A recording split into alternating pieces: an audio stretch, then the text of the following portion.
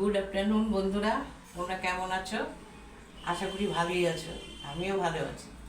খুব গরম পড়েছে, কিন্তু তোমরা খুব সাবধানে থাকবে, সাবধানে খাওয়া দাওয়া করবে, সব হালকা পাতলা খাবে। কিন্তু আমিও হালকা পাতলাই সব রান্না করছি, রোজকার মতো আমার রান্নাগুলো তোমাদের দেখাচ্ছি।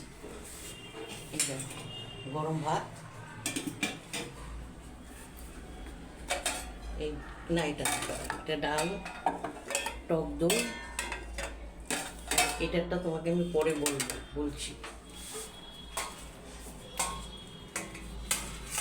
এটা হচ্ছে লাউ শুক্তো, গরমের মধ্যে খাওয়া খুব ভালো।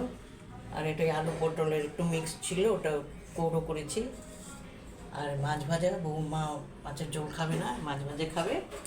আর মাছ আর কাতলা মাছ দুটো একসাথেই ঝোল করেছি। আর যা হয় রাত্রে দেখে করবো, গরমে বেশি রান্না করতে পারছি না।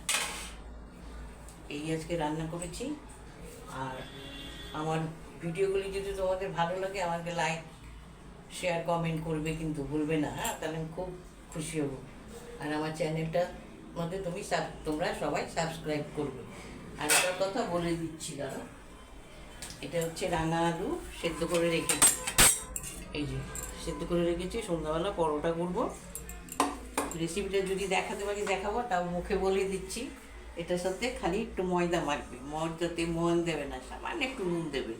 নুন দিয়ে ময়দা দিয়ে মাখবে, তাহলে হবে। মানে ময়ন টয়ন দেবে না, কিচ্ছু করবে না, বেশি ময়দা দেবে না, তাহলে কিন্তু শক্ত হয়ে যাবে। যদি সন্ধ্যার সময় পারি আমি তোমাদের দেখিয়ে দেবো, যদি পারি, বৌমা যদি ব্যস্ত না থাকে। কেন ছেলেকে পড়াইতে একটু ব্যস্ত থাকে, ওর জন্য দেখাতে পারি না, তাও চেষ্টা করবো। এই সিদ্ধটা করে রেখেছি, একটু সন্ধ্যার সময় আসছে টিফিন খাবে সবাই, যদি পারি তোমাদের দেখি। খুব সাবধানে থাকবে এই গরমে, আমরাও সাবধানে থাকবো। তোমরা সবাই ভালো থেকো, সুস্থ থেকো। আজকে রাখছি, টাটা। আবার কালকে কী হয় দেখাবো, কম বেশি যা হোক আমি সব দেখি। টাটা, রাখছি।